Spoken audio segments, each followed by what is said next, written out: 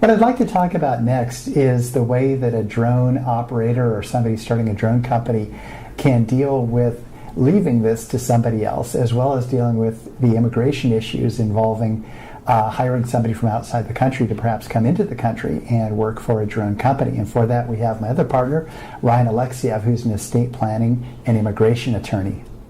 So first off, Ryan, if you happen to be building a drone company and you're trying to sell a bunch of drones and make a lot of money, is the intellectual property and the ownership of a company something that you can leave to your kids? Absolutely.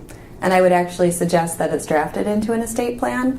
A lot of people will go ahead and think that if they pass away that this information, well, this intellectual property, as well as their companies might die with them, but that's not true. So it's very good to go ahead and actually draft it in specifically into your estate plan. At what point when you start a company do you think you should start having this included in an estate plan? I think right off the bat, at any point, better late than never before you die. That is a very good time to do it. But the truth is a lot of people, when they're starting up their businesses, they're more concerned about putting the time and energy into their business. A lot of businesses do fail, so I can understand not wanting to put it into their estate plan. But really, when you start making a lot of money in the business, you have something to leave behind. You absolutely want to make sure that it's part of your estate plan. Okay, that sounds good. Now, how easy is it to amend an estate plan? So, for example, if you start a drone company and then you buy another drone company, obviously you want to amend your estate plan to include the new drone company you bought. How easy is it to amend an estate plan? In that case, it would be really easy. So all we'd have to do is go ahead and get the business interests into the company. It depends on how you have your company set up. If it's a corporation, if it's an LLC, we would go ahead and look at the operating agreements, any buy-sell agreements you have, and just make sure everything is incorporated.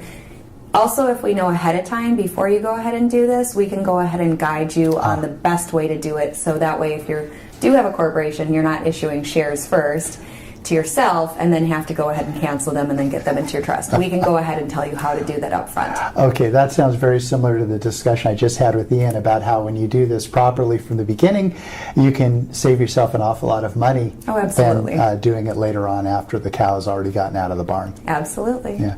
It's just like with drones. When the cow in an estate plan gets out of the barn, it's really hard to put it back in. When a drone takes off on a flyaway, sometimes it never comes back. It's really hard to get them back down on the ground. Yeah, and if you do everything properly from the beginning, like you said, it's a lot less expensive in the long run. Okay, good.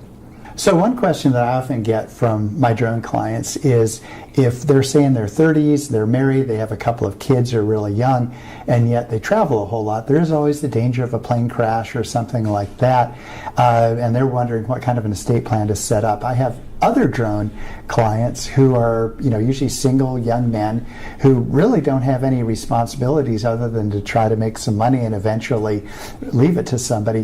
What is your advice on the different types of estate plans and the different types of approaches you'd take if you were married with kids already or if you were single? Well, regardless if you're married with kids already or if you're single, if you care where you're going to have your assets passed to upon your death, you should absolutely consider having an estate plan. Okay. So let's go over to the married couple first that has young kids. An estate plan can go ahead and not only take care of your intellectual property and your business interests, but it can go ahead and provide for minor children. It can set up guardians for minor children in the event both parents pass away. So there's those types of things. Also, if you do have young kids, a lot of people assume that if I were to die, that my spouse would get everything 100%. Right.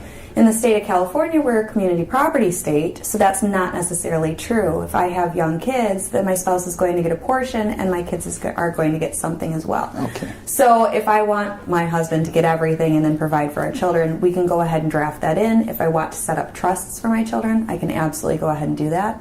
So if you have young kids, it's a very good idea because you're protecting them, even if you don't have a lot in the way of assets. Sure. As far as being an individual, again, a lot of individuals, they don't have kids that they're spending tons of money on, so now their estates grow a little bit quicker. If they actually care where it goes to, that's a really big deal.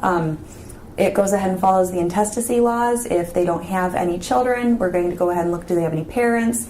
But it might not go to the people that you want. A lot of times people figure, okay, my parents are settled, or maybe their parents, if they inherited money, would end up with a taxable estate, so it could actually hurt them. Ooh, okay. Now they might want to leave it to siblings, they might want to leave it to friends, they might want to leave it to nieces, nephews, or cousins, but they can make that decision, and the estate plan will go ahead and dictate where it goes. Great. So speaking of the single person, sometimes it's a problem. They may not want to leave it to the parents because of the tax burden. If you wanted to set up all or at least a part of your estate to give it to some philanthropic organization, how would you go about setting that up? So it depends on to what extent they want to do it. There are actually charitable trusts that we can go ahead and establish. Okay. A lot of times people just want to go ahead and leave some sort of token to a charity, so we can go ahead and draft that in. They might want to leave everything to a charity, in which case we do want to set things up. So any amount from $100 on up, sure, we would want to go ahead and draft that in. And we specifically go ahead and state which types of assets we'd want to use first if they exist in the state, because once again it cuts against any final taxes that are owed. So okay, even if you don't have a taxable estate, you still have to pay your final income tax return after your death. Oh dear. So if we can go ahead and get charitable credits against that, sure, then that helps keep great, more money in your estate than having it go to the government. Great. So what is the average cost of an estate plan? For a married couple, we typically start the estate plans at $3,500, and it goes up from there depending on how much real property we have to transfer in, if they have a taxable estate. But $3,500 is a good ballpark figure. And then for an individual, they typically start at $2,800. Okay, so basically 2 drones worth will get you an estate plan. Absolutely. Next thing I'd like to talk about would be immigration. And a lot of my drone clients will end up parsing out some of their software development, usually to Russia or India.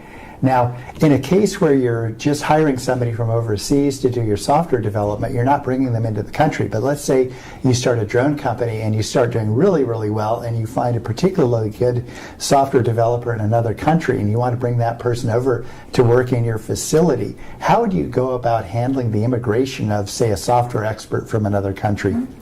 So it depends on what country they're coming from. You had mentioned Russia and India, so that's... Yeah. They don't have as many visa options as some other countries, but let's say that you're dealing with software engineers that are overseas and you just need to go ahead and have meetings with them, maybe set up contracts, negotiate any future contracts. They could go ahead and apply for a B1, which is a worker, a visitor visa for businesses. Okay. So they could go ahead and apply for that. They can come over for anywhere from a week to up to 6 months. It depends on the length of what you're actually doing. A lot of times with the business visas, they go ahead and allow somebody to come in for about a month at a time. But they can come and they can negotiate contracts, they can have meetings. They can't be paid by the U.S. company, and they can't do work while they're in the U.S. But getting everything set up, they can come that way to do that type of business. Okay. So let's say that you bring somebody from Russia over, you have them come, you meet, you negotiate the contract, they can go back home.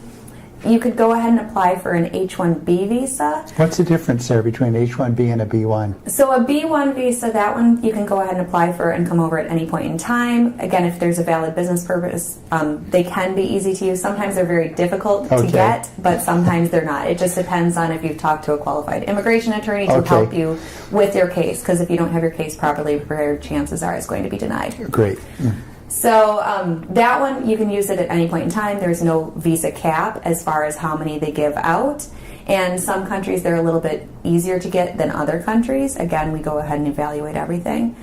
So they could come, but they can't work. So that's the downside. Easier to get, but you can't work. Okay, all right. For an H-1B, you can legally work in the United States. You'd get a social security number, all of that. You'd be able to live here lawfully and work and be paid lawfully in the United States. The downside with those is that there's only 85,000 total available per year. Oh my. Of the 85,000, 65,000 require a bachelor's or at least a bachelor's degree, and the other 20,000 are for higher than bachelor's, so a master's or higher.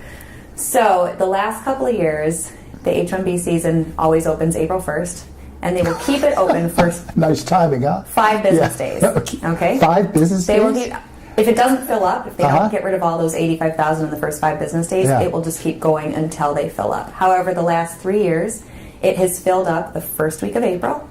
This year, they had over 236,000 people apply for the total of 85,000. So as you can see, it's very difficult to get those. You have about a 30 to a 36% chance of getting one. So it is hard to get people over here. It's not impossible, but it is very difficult to get people under an H-1B. So that is a way. You have to have at least a bachelor's to be able to qualify for those. Okay. And the employer, you have to have an employer in the United States that's willing to petition for you. Another thing about H-1Bs, let's say that there's somebody here that already has an H-1B, you can go ahead and have a new company sponsor it, so now you're no longer limited to that cap.